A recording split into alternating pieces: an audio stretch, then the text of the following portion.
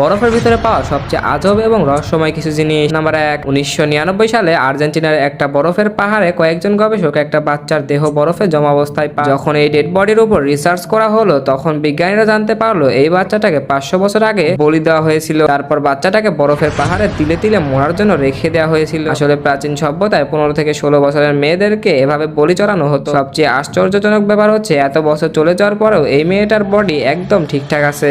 Number 2, 1991 সালে দুইজন German tourist কয়েক হাজার বছর পুরনো একটি মানুষের বডি খুঁজে পায়। যখন এটার উপর রিসার্চ করা হয় তখন জানা যায় এই বডিটা 5000 বছর পুরনো। আর সবচেয়ে অদ্ভুত ব্যাপার এটা ছিল যে বিজ্ঞানীরা এটার উপর 61টি ট্যাটু দেখতে পান, অর্থাৎ ট্যাটুর আবিষ্কার অনেক বছর আগেই হয়ে গিয়েছিল।